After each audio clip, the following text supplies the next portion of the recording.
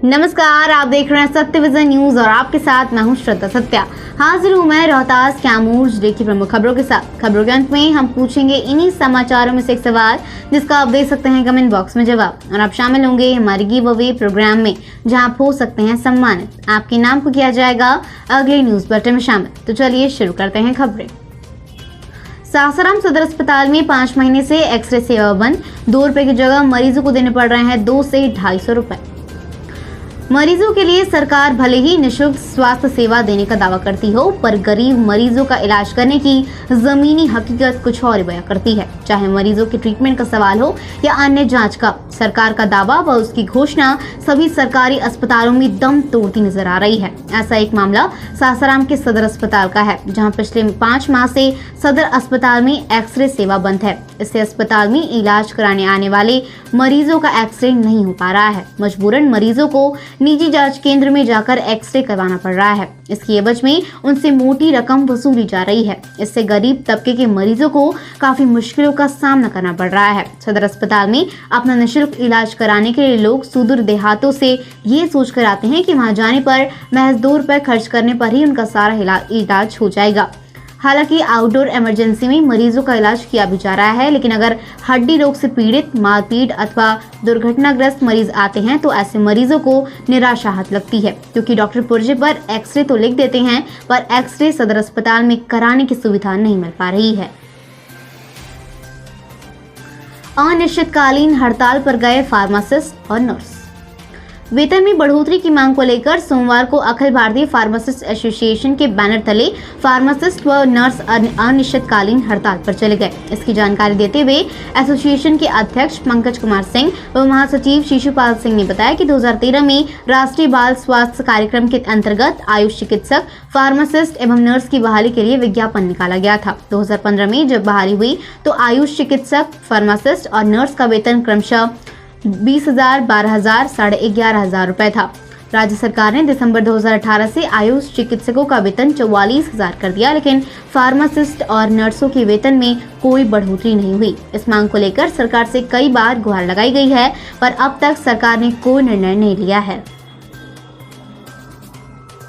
नोखा में बेपरवाह हुए लोग गाइडलाइंस का नहीं कर रहे हैं पालन। शहर से लेकर गांव तक कोरोना अपना पैर फैलाता जा रहा है, लेकिन संक्रमण के बढ़ते खतरे के बीच लोग आवश्यक सतर्कता को अपनाने की जरूरत नहीं समझ रहे हैं। बाजार की स्थिति अब पहले की तरह सामान्य दिखने लगी है, कहीं भी कोई सतर्कता नहीं दिख रही है। सुबह से लेकर शाम तक भीड़ का सिलसिला खत्म होने का नाम नहीं ले रहा है। भीड़ का आलम यह है कि नोखा मुख्य बाजार में जाम की स्थिति बन जा रही है। संक्रमण के खतरे वाली जगहों पर भी लोग जाम लगा रहे हैं।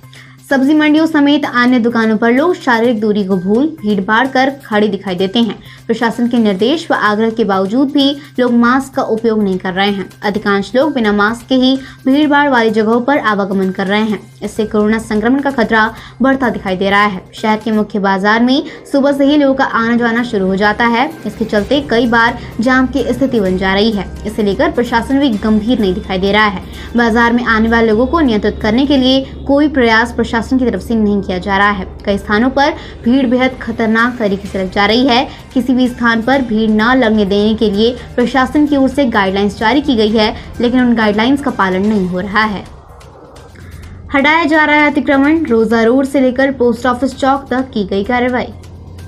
सासाराम शहर में पुरानी जीटी रोड के फुटपाथ पर अतिक्रमणकारियों को प्रशासन अब काबूज नहीं होने देगा। अभियान चलाकर शहर के रोजा रोड से लेकर पोस्ट ऑफिस चौक तक अस्थायी अतिक्रमण को सोमवार को हटाया गया। सड़क पर अतिक्रमण कर व्यवसाय करने वालों के विरुद्ध जिला प्रशासन का बुलडोजर चला। रोजा रोड से लेकर पोस्ट ऑफिस चौक तक सड़क किनारे अस्थायी रूप से अतिक्रमण कर दुकान लगाने वालों को जेसीबी से हटवाया गया। इसके अलावा रोजा रोड में अनाधिकृत रूप से कब्जा कर खाली जगहों पर सब्जी की दुकानें लगाने वाले लोगों को भी प्रशासन ने हटवाया। सदर अनुमंडल पदाधिकारी राजकुमार गुप्ता, एसएसपी श्रीकांत के नेतृत्व में अभियान की शुरुआत सोमवार की सुबह के समय की गई। एसडीओ ने बताया कि जाम की समस्या को देखते हुए यह अभियान शुरू किया गया है। सड़क पर अवैध अतिक्रमण के कारण आवागमन में उत्पन्न हो रही बाधा तथा जाम लगने की समस्या से निपटने के लिए अतिक्रमणकारियों को हटाया जा रहा है। उन्होंने कहा कि हटाए जाने के बाद पुनः अतिक्रमण करने वालों के खिलाफ प्राथमिकी दर्ज कराई जाएगी। उनके सामान को भी जब्त किया जाएगा। प्रशासन की ओर से करीब 100 अतिक्रमण की दुकानों को उजाड़ा गया। प्रशासन के इस अभियान से अतिक्रमणकारियों में खलबली मची रही। रोजा रोड में दुकान लगाने वाले खुद अपनी दुकान हटा लेने की चेतावनी दी गई। हालांकि अचानक अतिक्रमण मुक्त कराने के लिए पहुंचे अधिकारी व बुलडोजर को देख अतिक्रमणकारियों में हड़कंप मच गया। कई लोग आनन फानन में बांस से बने घेराव व दुकान को स्वयं हटाने में जुट गए। उधर कुछ लोग अधिकारियों से अतिक्रमण हटाने के लिए कुछ समय की मांग भी कर रहे थे। 8,000 छात्रों को पढ़ाने के लिए ऐतिहासिक जवाहरलाल नेहरू कॉलेज में सिर्फ 14 प्राध्यापक। ऐतिहासिक जवाहरलाल नेहरू कॉलेज मनौरा में इंटर व स्नातक के साथ साथ वोकेशनल कोर्सों की भी पढ़ाई होती है। भारत के प्रथम प्रधानमंत्री पंडित जवाहरलाल नेहरू ने अपने हाथों से कॉलेज की आधारशिला रखी थी। लोग बताते हैं कि स्वतंत्र भारत के प्रथम प्रधानमंत्री चाचा नेहरू के हाथों किसी कॉलेज की आधारशिला रखे जाने का गौरव केवल जेएलएन कॉलेज मनौरा को प्राप्त है। फोरलाइन पर डेहरी ऑन सोन शहर से करीब 3 किलोमीटर पश्चिम स्थित कॉलेज इस इलाके में उच्च शिक्षा के लिए पहला कॉलेज माना जाता है। उक्त महाविद्यालय में प्रचुर संख्या में छात्रों को नामांकित करने के लिए सीटें उपलब्ध हैं। यहाँ भी करीब 8,000 छात्र नामांकित हैं। छात्रों की सुविधा के लिए महाविद्यालय में 2 बसें भी खरीदी गई हैं, जो जिला मुख्यालय सासाराम, इंद्रपुरी, नासरीगंज, अकोड़ी गोला, डेहरी, डालमीनगर आदि जगहों से कॉलेज आने वाली छात्राओं को लेकर कॉलेज आती हैं और पुनः उन छात्राओं को उनके गंतव्य स्थल तक छोड़ती है। उक्त महाविद्यालय में स्नातक आर्ट्स में 1250 व साइंस में 622 सीटें उपलब्ध हैं। यहाँ स्नातक में कॉमर्स की पढ़ाई नहीं होती है। नेट के लिए कॉलेज की ओर से SSR अपलोड हो चुका है, जिसमें कुछ त्रुटि होने के कारण उन त्रुटियों को दूर करने का कार्य अभी जारी है। 7 एकड़ भूमि में फैले व चारों तरफ से 4 दीवारें में घिरे कॉलेज में बच्चों के खेलने के लिए मैदान, अनुसूचित जाति जनजाति के छात्रों के लिए हॉस्टल, सभी जाति की छात्राओं के लिए हॉस्टल के साथ साथ आवश्यकता के अनुसार कमरों वाले खूबसूरत भवन है। कॉलेज को पूरी तरह से CCTV कैमरे की निगरानी में रखकर पठन पाठन व कॉलेज की व्यवस्था को प्राचार्य द्वारा चलाया जाता है, लेकिन यहाँ 8,000 छात्रों को पढ़ाने के लिए मात्र 14 प्राध्यापक उपलब्ध हैं। फिलहाल एक छोटे से ब्रेक, जल्द लौटते हैं। हमसे जुड़कर सिटीजन पत्रकार बनिए, लोकतंत्र की ताकत बनिए। जो समझते हैं लोकतंत्र से खुद को ऊपर, जो खाते हैं कस्में जनसेवा की और करते हैं सिर्फ अपनी, उन्हें लोकतंत्र की ताकत का एहसास दिलाइए। जो खेलते हैं लोकतंत्र से, कानून और संविधान से, उन्हें उनकी हैसियत बताइए, क्योंकि आप और हम हैं लोकतंत्र की ताकत। सत्य विजन न्यूज, जुड़िए हमारे साथ। सत्य विजन न्यूज, लोकतंत्र की ताकत है हम। वेलकम बैक, बहुत बहुत स्वागत है आपका सत्य विजन न्यूज में। गली नाली का निर्माण बाधित करने वालों पर होगी प्राथमिकी।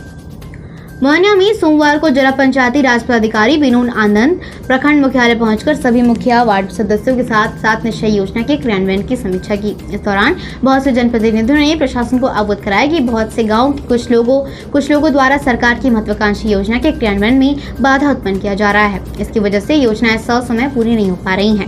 कुछ लोग गलियों में पाइप नहीं बिछाने दे रहे हैं, तो कुछ लोग पक्की गली नली के निर्माण कराने में भी बाधा उत्पन्न कर रहे हैं। इतना सुनने के बाद DPRO का तेवर तल्ख हो गया और उन्होंने कड़े शब्दों में कहा कि इस मामले को पंचायत स्तर पर निपटाने की कोशिश करें। यदि बात नहीं बनती है तो ऐसे लोगों पर संबंधित थाने में प्राथमिकी दर्ज कराएं। सरकारी जमीन पर क्रियान्वित होने वाली सरकार की योजनाओं को भला कौन रोक सकता है। जो व्यक्ति योजनाओं को बाधित करने की गुस्ताखी करता है, उस पर बिना देर किए संबंधित थाने में प्राथमिकी दर्ज कराना सुनिश्चित करें।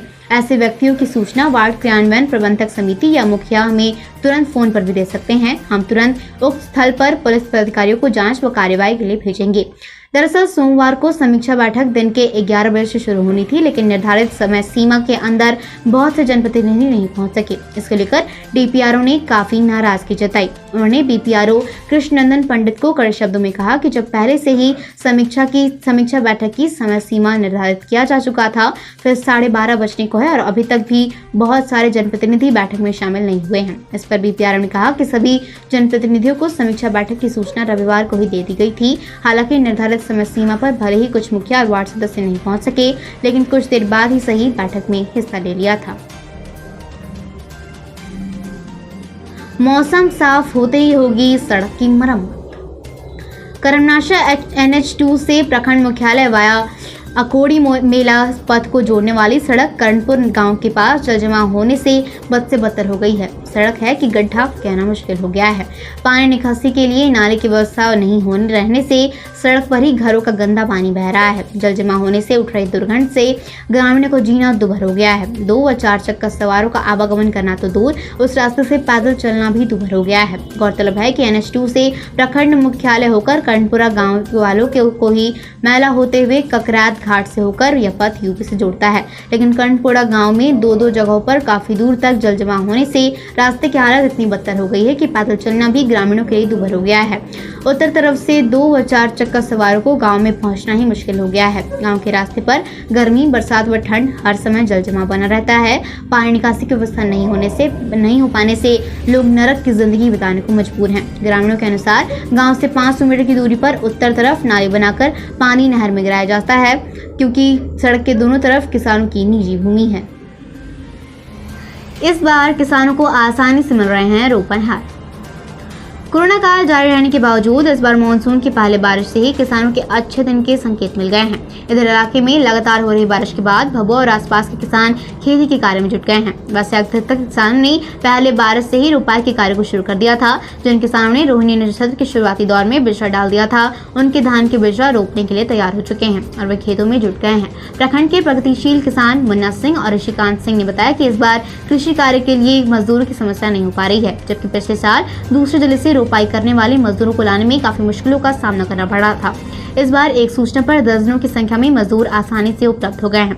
दरअसल लॉकडाउन में घर लौटे प्रवासी मजदूरों के लिए अभी खेती में रोजगार मिल रहा है। परदेश में मजदूरी करके अपना भरण पोषण करने वाले लोग बड़ी तेजी से गांव लौटे हैं। ऐसे में अब किसानों को मजदूरों की समस्या से दो चार नहीं होना पड़ेगा। मुजफ्फरपुर सिमरिया गाँव में मजदूरी करने आए रामाशीष, योगेंद्र, सोहन और लाल बाबू सहित अन्य मजदूरों ने बताया कि लॉकडाउन से पहले ये लोग दूर प्रदेश के स्थित होजरी कंपनी में मजदूरी करते थे।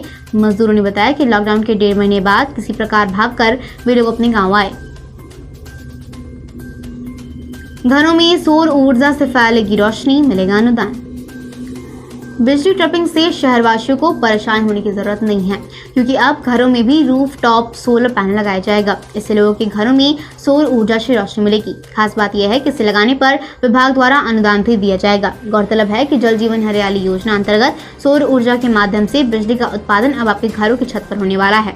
इसके लिए बिजली कंपनियों की देखरेख में लोगों के घरों की छत पर विभिन्न क्षमता वाले सोलर पावर प्लांट लगाने की तैयारियां भी शुरू कर दी गई हैं।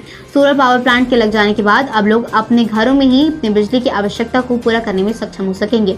उक्त योजना बिजली विभाग के माध्यम से लगाई जाएगी। बताया जाता है कि उक्त योजना में लगने वाले कुछ खर्च की वापसी बिजली बिल बचत के रूप में लगभग 2.5 से 3 वर्षों में हो जाएगी। यदि 1 किलोवाट क्षमता का सोलर प्लांट लगाते हैं तो उस पर अनुमानित लागत 49,710 रुपए आता है। इसके बाद उस पर सरकार द्वारा करीब 32,310 रुपए अनुदान दिया जा रहा है। इस पर उपभोक्ताओं द्वारा 17,400 रुपए का खर्च आएगा। इससे औसतन प्रति वर्ष बिजली का अनुमानित उत्पाद 1490 यूनिट किया जाएगा। ट्रक ने मारी बोलेरो में टक्कर, 7 लोग घायल। कुल्हड़िया गांव के सामने NH2 पर बोलेरो में विपरीत दिशा से आकर एक ट्रक ने टक्कर मार दी। इस घटना में बोलेरो में सवार 7 लोग घायल हो गए। घटना सोमवार के अहले सुबह करीब 3 बजे के आसपास की बताई जाती है। मिली जानकारी के अनुसार बोलेरो WB26 AW 5326 यूपी के नौगढ़ से वेस्ट बंगाल जा रही थी। कुल्हड़िया गांव के सामने NH2 पर विपरीत दिशा से आ रहे एक ट्रक टक्कर मारते हुए निकल गया। इस दुर्घटना में बोलेरो सवार 7 लोग घायल हो गए। इस घटना में सभी घायलों का इलाज PHC दुर्गावती में चल रहा है। सभी खतरे से बाहर बताए जाते हैं। हालांकि इनमें से एक व्यक्ति को गंभीर चोट आई है। घायलों में वेस्ट बंगाल के ठाकुर नगर के रहने वाले 35 वर्षीय अरुण मौली, कृष्णनगर के 46 वर्षीय जयंत कुमार, चिकनपाल के 22 वर्षीय मृत्युंजय, विकास शक्तिगढ़ के 70 वर्षीय सूरज कुमार, ठाकुर नगर के चमन दत्त 24 वर्षीय, पटोला के 17 वर्षीय अमित वाला व गोपालपुर के 45 वर्षीय अनुरोध विश्वास शामिल हैं। इस संबंध में NHI के पेट्रोलिंग ऑफिसर कैडी मौर्य ने बताया कि दुर्घटना का पता चला है। क्षतिग्रस्त वाहन को सड़क किनारे से हटाया जा रहा है। 30 जून को नीतीश सरकार के खिलाफ आंदोलन करेगी अखिल भारतीय विद्यार्थी परिषद। स्टेट परीक्षा रद्द किए जाने के खिलाफ अखिल भारतीय विद्यार्थी परिषद ने नीतीश सरकार के खिलाफ आंदोलन करने का निर्णय लिया है। वीर कुंवर सिंह विश्वविद्यालय के संयोजक यश उपाध्याय ने बताया कि अखिल भारतीय विद्यार्थी परिषद छात्रों की समस्याएं एवं उन्हें शैक्षणिक रोजगार से जुड़ने के लिए हमेशा ही सरकार, सत्ता व व्यवस्था में बैठे लोगों की आंखों पर से अहंकार की पट्टी हटाकर उनकी समस्याओं के समाधान के लिए बाध्य करती नजर आ रही है। कोविड-19 की भयंकर महामारी की आड़ में बिहार सरकार ने छोरी छिपे स्टेट की परीक्षाओं को रद्द कर छात्रों के रोजगार से जुड़ने के विकल्प को ही बंद कर दिया है। शायद उनकी सोच ये है कि छात्र उनके इस निर्णय पर चुप्पी साध लेंगे और वह छात्रों के रोजगार के अवसर को कब्र में दफन कर देगी। उन्होंने कहा कि एक बार फिर आगामी 30 जून 2020 को पूरे बिहार में एक साथ बिहार सरकार के खिलाफ हमारे आपके प्रयास से यह सवाल उठाए जाएंगे कि पूछता है बिहार, हमारे छात्र युवा क्यों हैं बेरोजगार। इसी प्रकार हम अभी विभिन्न तरीकों से आंदोलन करते हुए सरकार को छात्र हित एवं रोजगार पर उचित निर्णय लेने के लिए बाध्य करेंगे। साथ ही इन चरणबद्ध आंदोलनों में हम सभी कोविड-19 से जुड़े सभी प्रोटोकॉल एवं शारीरिक दूरी का पालन करते हुए छात्रों व समाज के युवा वर्ग की आवाज बुलंद करते रहेंगे। ये प्रेस वार्ता सासाराम नगर इकाई के नगर मंत्री सूरज सिंह की अध्यक्षता में हुई। इस वार्ता में मुख्य अतिथि के रूप में वीर कुंवर सिंह विश्वविद्यालय के संयोजक यश उपाध्याय एवं वरिष्ठ अतिथि के रूप में शिक्षाविद राज गुप्ता उपस्थित हुए। फिलहाल आज के समाचार बुलेटिन में बताते इतना ही। आपका दिन मंगलमय हो। अपना और अपने परिवार का ख्याल रखिए। घर में सुरक्षित रहिए। कोरोना महामारी से बचकर रहिए। 3 से 6 फीट की दूरी बनाकर रहिए। हम फिर मिलेंगे आपसे अपने अगले बुलेटिन में। हमारे प्रयास आपको कैसा लगा? अगर हमारी कोशिश आपको पसंद आए तो हमारे वीडियो को लाइक करें, अपने दोस्तों के साथ शेयर करें। अगर आप हमारे चैनल पर नए हैं तो चैनल को सब्सक्राइब करें। और आज के समाचार में सबसे अच्छी खबर आपको कौन सी लगी हमें कमेंट बॉक्स में जरूर बताएं। और अब आज का सवाल जानने से पहले पिछले न्यूज बुलेटिन में पूछे गए सवाल, रोहतास में कोरोना से रिकवरी रेट कितनी है, जिसका सही जवाब है 95% और सही जवाब दिया है रामनाथ, राहुल कुमार सिंह और तफशीन अहमद ने। आज भी इस न्यूज बुलेटिन में आज दिखाए गए न्यूज से जुड़ा हुआ एक सवाल है जिसका आप दे सकते हैं कमेंट बॉक्स में जवाब, और आप शामिल होंगे हमारे गिव अवे प्रोग्राम में जहाँ आप हो सकते हैं सम्मानित। तो आज का सवाल है, जवाहरलाल नेहरू कॉलेज मनौरा में कितने छात्र नामांकित हैं? Option number A 8000, option number B 14। अपना जवाब हमें कमेंट बॉक्स में बताएं। नमस्कार, आदाब, सत श्री अकाल।